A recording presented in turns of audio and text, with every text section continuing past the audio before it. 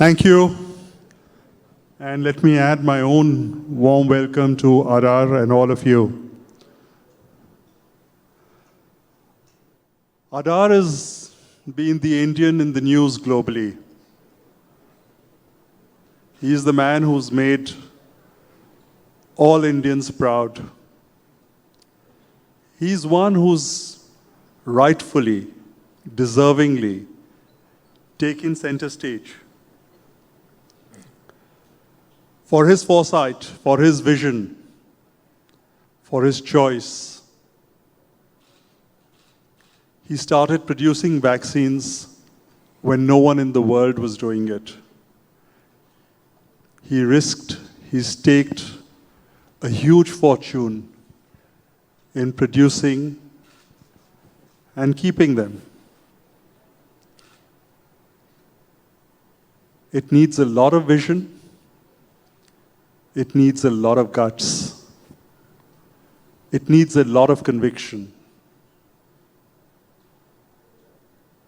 And it's not for no reason that the Serum Institute has been the global Indian company over the last 24 months. And I know that, yes, it's something that his father started, but this version of Serum Institute is version Adar. It's something you stand from the sidelines, you look, you admire, and you gape. The sheer scale, the sheer audacity of the thought, of the vision.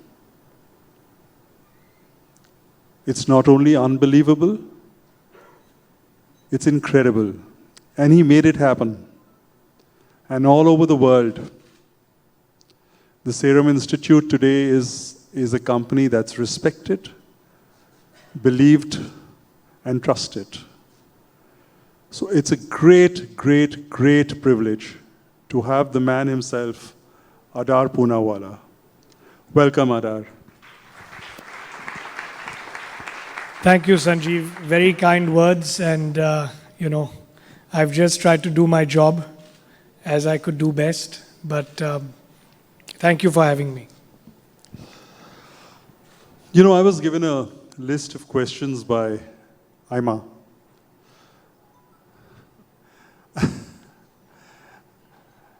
And I said, they're great questions, but do we go through all those questions? We'll see. But the first question which comes to my mind is a few years ago, Adar was the inheritor. Today, Adar, you are the creator. Tell us a little bit about the transition between an inheritor and a creator, between a legacy holder and the creator of a new legacy. It must have been a fascinating journey, a daunting journey, and a challenging one. It's a very good question to start on. I've been doing this now for the last 20 years. I joined the business in 2001 and worked my way around, like a normal second generation would end up doing, learning the business, the marketing side, the science side, trying to grow the exports, because predominantly at that time my father was focusing on the unmet needs in India. And I realized that exports was the way. And one thing we were always short of was capacity. To address global needs from one location, you need to build a lot of capacity. Oops, it's gone off. So, I concentrated on building capacity and capabilities and building the team to be able to do things ahead of time. In fact, that's one of the reasons why we were able to manufacture so much in so little time, is that ever since I took over from CEO in 2011, my father gave me the freedom and sort of unleashed my power powers in investment and decision making, which normally, for an inheritor happens much later on. I was only in my 30s at that time when I had that ability to make decisions, make my own mistakes, learn from them, and build from them. So what happened in 2020 was something unique, that this transition you speak of was thrust upon me in the sense that I had to make a decision. Do I sit here, do nothing, in a very safe, cozy position with a company with no debt, good cash flows, no risk to our reputation if we commit to do something? It wasn't just a financial risk. It was putting 50 years of our name on the line, that if we failed or fell short, then it would be a reputational risk. But I decided to take the necessary steps, as you mentioned, partnered with a bunch of great universities and academia and institutions. We put in our own money. I raised capital from other countries who gave us an advance. We raised capital from Bill Gates and other philanthropists, like-minded people. And, we raised more than 10,000 crores at that time to be able to build the capacity and buy raw materials to start production in 2020, which is why we were able to make so much, And to answer your point, I never dreamt that I'd have to be almost like an entrepreneur, raising capital, taking risks, doing all that kind of stuff in a legacy business where you generally, it's regular business as usual. So, I learned a lot, and I'm grateful for having had that opportunity. Yours is a private company. So, unlike some of us whose companies are publicly listed and all the data is available. I have one listed company I'm dealing with now. But I read somewhere that your profits were the second highest in the Indian private sector for the last year, after Reliance. Well, I mean, it's just a one-time COVID sort of profit, I assume, because, our profits have been sort of growing at 5 to 10% every year, and naturally, because of the early mover advantage, we captured 88% of the market share. Because of the risks I took and did it. So if you look at it in a normal course of business, we would have ended up at 1/4 the level of profits or turnover, even in a pandemic like this. But it was a unique situation where others were very late in the game. So we sort of got the bulk of all that. And I don't know about Reliance and TCS and all of that, what their profits would be, probably 40, 50,000 crores. But I think we're nowhere near that. I think maybe 1/4 of that this year.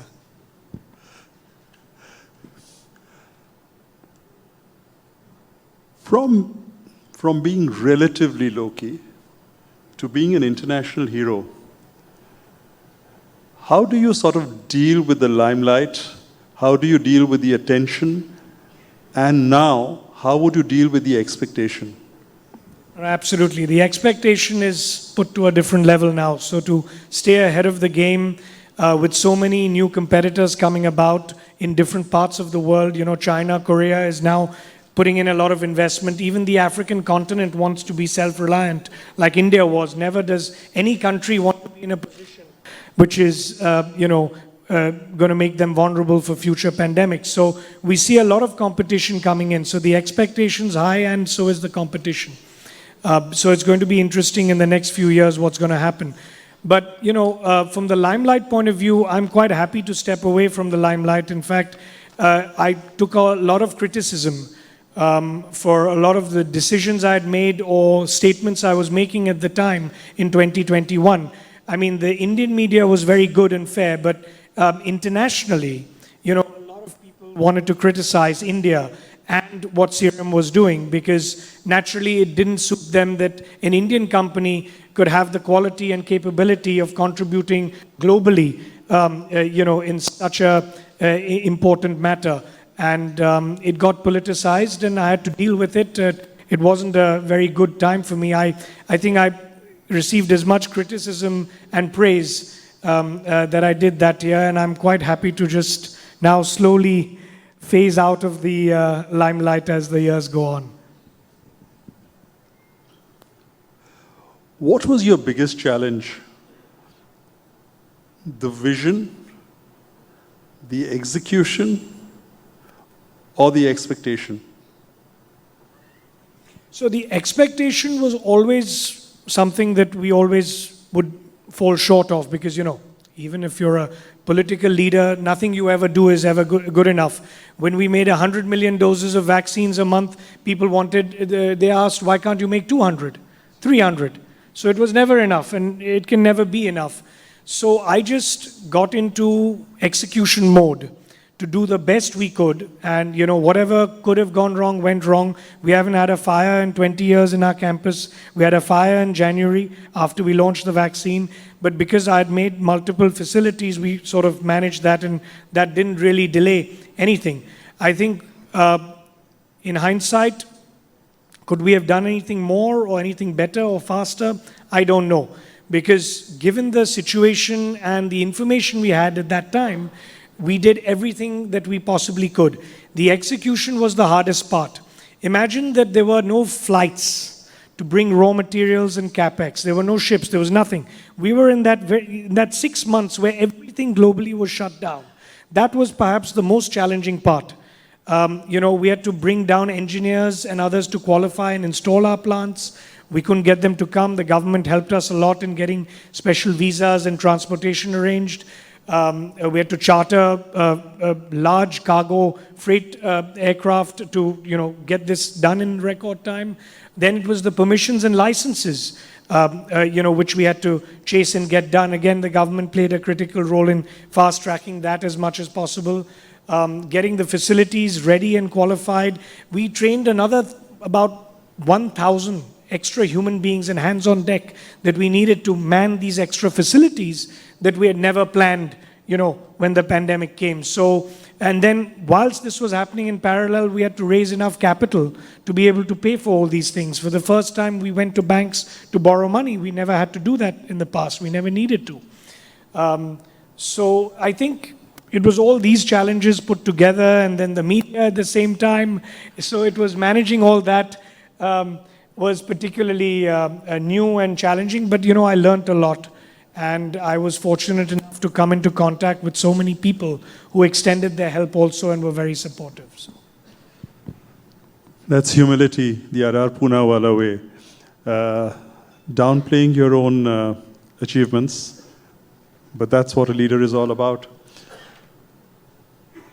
How did you choose this particular vaccine? And why did you choose this? Because there were multiple options. Absolutely. At the beginning of the pandemic, there were about 100 to 105 institutions globally that had announced that we're going to make a vaccine and this is our technology, blah, blah, blah. The factors that went into my decision making was, it's got to be cost effective. I have to be able to scale it up and produce it at a very, very low price. That was the first factor. The second factor was I wanted to bet on a proven technology and not all this messenger RNA stuff, which had never been proven for vaccines. And even today, you've seen the countries that have used messenger RNA are struggling, you know, despite boosters, etc. Thermostability. In a country like ours, and where we wanted to supply vaccines to the African continent, being able to store your vaccine at +228 as opposed to -70 or -20 was also another important factor. So these factors ruled out, I think, about 2/3 of the vaccines under development. Then it came to people we trust and we know. So the Oxford University was someone we were already in touch with. I'd collaborated with them 2 years ago to make a malaria vaccine, which, you know, is going to be launched in about 2 years as well. So we already knew them, and when they announced that they're the front runners, you know, again, I didn't want to be last. So, you know, they teach you in university or wherever that you should be the first mover advantage. But sometimes it's good to be second or third, not fourth or fifth, but second or third, because you can learn from the mistakes of the first guy who just goes in and gets shot down or criticized or has his own mistakes and issues. So I wanted to be in the first 3 or 4 out of the gate, not be number 6 or 7, because then the market would be over, and as it was, and everyone's going to clamor and take vaccines or your product from whoever comes in first. So Pfizer, Moderna, and AstraZeneca were the only 3 who had gone into phase 1 and completed trials at that time in March, April, around this time in 2021. So that was one of the major reasons. Then we partnered with Novavax also, which is our second vaccine for Covovax. Extremely good, powerful technology, proven, very safe. So that was my second partnership. And then we had 2 others, which we've now put on the back burner because there's really no need and the demand is going down. But I did spread my risk and investment against 4 different partners at that time, and started building simultaneously facilities designed for each specific one at that time as well. So that was a further risk of capex and investment that I took, and now we're repurposing those facilities for other products. So that's what went into my decision making. I'm going to take some questions from the floor. There is a question from Sandeep Mittal from the Noida Management Association. How do you overcome the fear of failure while you're in the process of crisis management? Very good question. Every day, every morning, there was that fear. But, I've always been terrified of failure. Everyone says it's okay to fail, you get back up and do everything. But for me, failure was not an option because it was such a critical product and time in history that we had no choice but to succeed. For the sake of the nation and humanity, we had to produce as many vaccines to protect, humanity. And that responsibility and mission was what was driving me and helping me overcome that failure. Now, normal course of business, there are risks we all every day have to take, and you don't have a sense of purpose or mission as great as this was last year. I just try to do the best I can, and if I do fail, then I, try my best to fix it and get over it and just move on. But I think it's very important to try to do your homework as much as possible and not fail at all if possible, because, for me, more than, as you say, profits, it's reputation.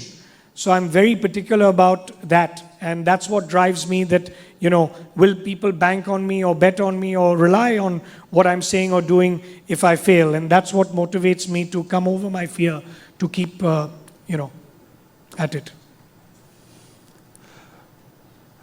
There are lots of media reports on the new variant of COVID. And how potent would your vaccine be against this new variant? Well, let me answer it this way. The disruption that we have in our economies for shutting down, locking down, even for a few days, if there's a new mutant variant coming about, versus taking boosters and protecting yourself to mitigate and minimize those kind of disruptions, is the argument that the world has made, and that's why they're boosting everywhere, to reduce the chances of such future variants creating havoc and lockdowns and disruptions in our economies globally. And to answer your point, it's still too early to say. This new variant may cause some disruptions later, and that is why it is so important to boost whichever vaccines you can get your hands on, because that will ensure that you are protected and we reduce as a nation or even as states the chances of future lockdowns and disruptions which have caused a lot of distress and financial loss to everybody, So that's the view I have, and that's why I've been telling the government that please, for God's sake, reduce the gap from 9 months to 6 months. Because, then you're too late. You may get another surge in the new variant, as you say, and then again, you're in a position to clamor for vaccines. And, at that time, again, if you go back to the second wave that hit us, even if we had produced double the amount of vaccines at that time and given it, you have a certain country absorption of how many people you can vaccinate every day. If you looked at that, during a wave, a second wave, third wave, by then it's too late. you have to vaccinate before the wave to build up the protection and to reach the maximum number of people to get it. So that's what you have to keep in mind with future waves that may come about. Maybe announce something like an annual booster that everyone ends up taking, or maybe every 2 years or 3 years. But to answer your point on this, I think we're okay for now, but we must boost in case it gets serious.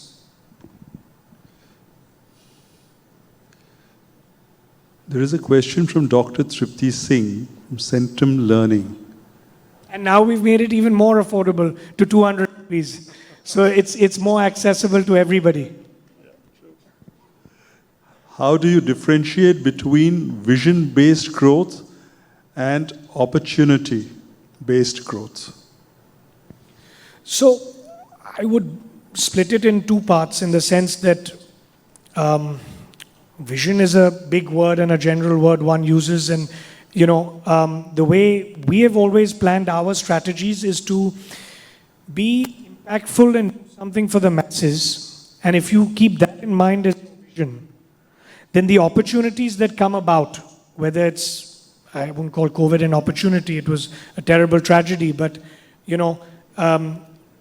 a new epidemic or a pandemic or anything that comes about. If you do something which is meaningful and that's always going to be of service to the common man and the masses, whichever country you're in, as a vision, then the opportunities come automatically. Now, to execute and actually succeed ahead of your competitors is how you take advantage of those opportunities when they come about. If you're fast enough, if your quality is good enough, you can articulate what your product means to the people that need it. That's how you can take advantage of your opportunities. So I think they go hand in hand, and it's a good question. But the way we have always thought about our vision has been that way, so that we can serve the people at large, and then the opportunities come automatically. From creating Serum Institute 2 in a way, to turning around, you've got into NBFCs or financial services, taken over a sick company, turned it around, dealt with the erstwhile promoters in a firm yet fair manner. How difficult was it, and what made you get into this? And how did you deal with turning this portfolio of bad loans and nepotistic loans, etc., around? So, perhaps I could have done it in a different year when I had more time, but this definitely added a lot of pressure. I'd never dealt with a listed company. It was a good learning curve, but I think the way in which India is expanding and growing, the unmet needs on credit and the expansion and growth path that India is on, it wasn't rocket science for anyone to realize that the financial sector is definitely one of the areas where, that's how you fuel the growth. And everyone's going to always have the need for capital, for credit, fulfill their dreams, passions, business dreams, and personal areas. Now, why did I get into it? Because I saw this as a ever-growing demand sector. But also, there were so many NBFCs which sadly had to also shut down or wind up or get merged. And that also led to a vacuum, which I felt that there are very few good quality NBFCs out there today, like Bajaj Group and 2-3 others. So I thought that's an opportunity again where the area is not too cluttered.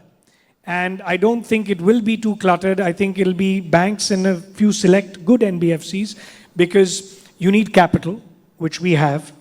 And if you have good ethics and principles on which you do it for, and areas of business that you focus on, and don't go into very high-risk geographies and sectors of lending, I think one can manage it. It is a very risky and new area for me, and it's too soon to say that I've succeeded. It's only been a year. But what we have done is brought down the cost of borrowing by more than 2.5 to 300 basis points, which is substantial. And for an NBFC, as you know, it's very important. We have rejigged the portfolio to focus more on retail and digital. We have a very strong collections department. We've got close to 300 branches. And we're going into all these other areas and winding up the old areas. And I think the market has understood that, and we've grown fairly well also in our AUM and profitability also. So let's wait and see. I think it's too soon to say.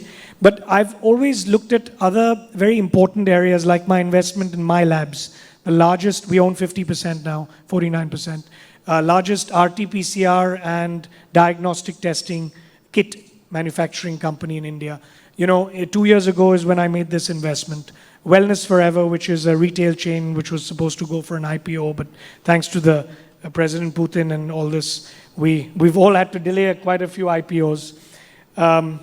So I like to invest in these sort of areas which have potential to serve and have a purpose and meaning in doing it. I've stayed away from investing in areas which are built on just valuation and, where you're focused on growth and not making profits. So I don't quite understand those companies with those valuations, so I stay away from making investments there. So I'm sticking to what we call brick and mortar areas of business.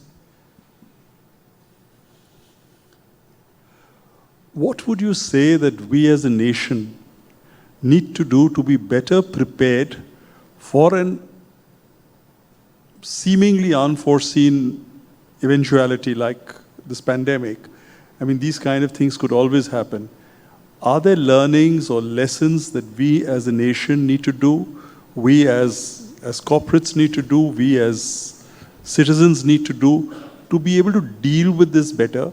And what do we do to make sure that, say, the Aam Aadmi, who may not be able to necessarily afford and may not have the reach, that it reaches these vaccines or preventive medication, or call it whatever you might, reaches them in good time? So I think we've already learnt a lot, and we are definitely stronger and better prepared for any future waves and other pandemics. Because, I mean, if you look at the incredible job India did in 2020, we didn't have PPE kit manufacturing, we didn't have testing and genomic sequencing to know what kind of viruses are circulating, we didn't have enough vaccines, we didn't have anything. So the hospital infrastructure, all that, so many things that now we've learnt and built upon, and we have these stronger health systems and other things which of course we can expand on, but the testing part was very important as well. So I think we're far better prepared for any future pandemic, but I think what I'm working on is a global pandemic treaty, which I'm proposing at Davos also this year, that I'm drafting, that we need to address not only as a nation, but as other countries have to sign up to, that we have to have, in a pandemic situation, global harmonization of regulatory standards. We need to have mutual recognition of vaccine certifications. We need to have a free flow of goods of raw materials and vaccines in a crisis so that that sharing happens. So if we address all these things where we learned that these were the things that held us back. I mean, you talked about not having access to the people who need it, the lower socioeconomic groups, not only in our country, but a lot of the African nations also couldn't get vaccines, the poorer nations, because the wealthier nations had bought all the pharmaceutical drugs and treatments and vaccines at that time. So having a global pandemic treaty, now, a country can always use their sovereign rights or whatever to abstain, or rather renegade from it, but it would become much harder for political leaders to do that on a global stage. But it would also make it much easier for politicians to use that to convince their constituents in their own nations that this is the right thing to do, and we've committed and signed up at a global level to do it. If you remember, we were trying to export vaccines in the first quarter of 2021. The opposition government and others felt that all the vaccines should remain in India. But what we failed to communicate to them, perhaps, as a community, was that we get a lot of reciprocity from other countries because India is the pharmacy of the world, and our help and support to other nations gives us a lot of other things that I won't go into at the moment. Including the fact that when we needed oxygen, when we needed other things, other countries stepped up and helped us because we supported them. And we should have continued giving some vaccines, but there was so much noise from the public and the opposition that our government had no choice but to then agree and keep all the vaccines for India, for a couple of months. And that damaged the reputation of India and Indian companies abroad who had made commitments. So all these things are sometimes not easy to convey and articulate, and with the media and the public at large in a crisis, it's very difficult to manage that communication. And I hope that these are some of the learnings going forward. And having a treaty would explain all this and give those commitments ahead of time. So there's no ambiguity then of what we need to do or what we should be doing, and what's right and what's wrong and what's politically correct or what's ethically correct.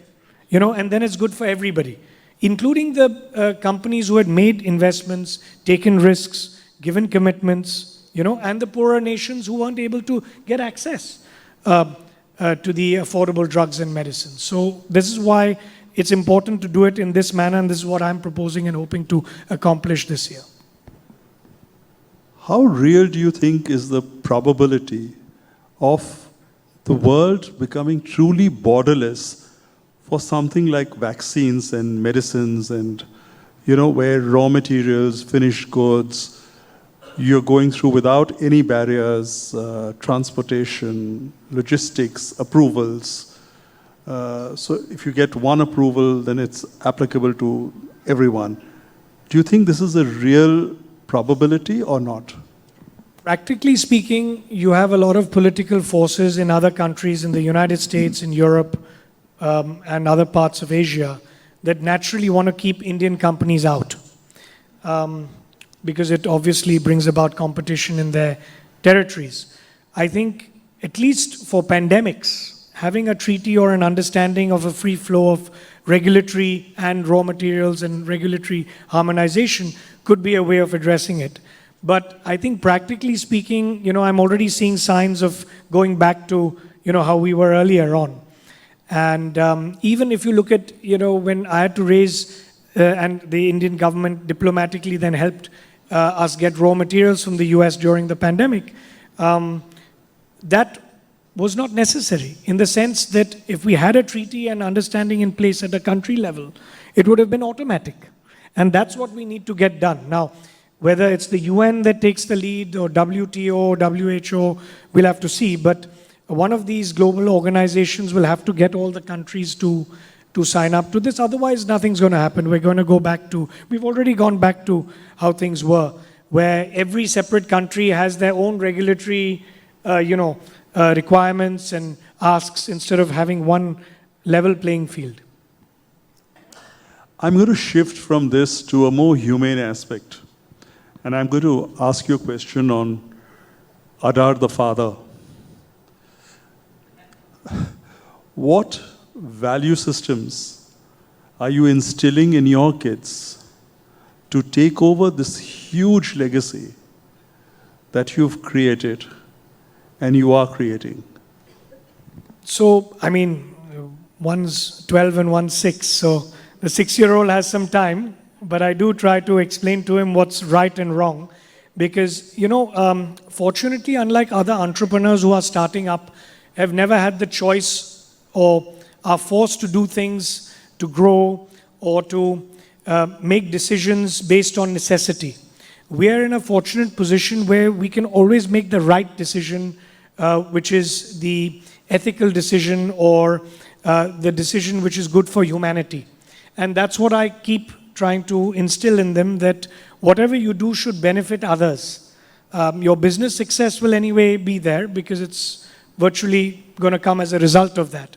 And also in our foundation, wherever we can help the environment and the less fortunate is where I spend the most time on. In fact, I take them along wherever I go in my foundation work to show them the inequalities that exist and try to teach them that they'll be in a unique position even more than what I would be in, to be able to balance whatever inequalities that exist in the world. And it's our responsibility, even for you at your level, you know, all the business leaders in large groups have that moral responsibility. Take the Tata Group, who have done so much.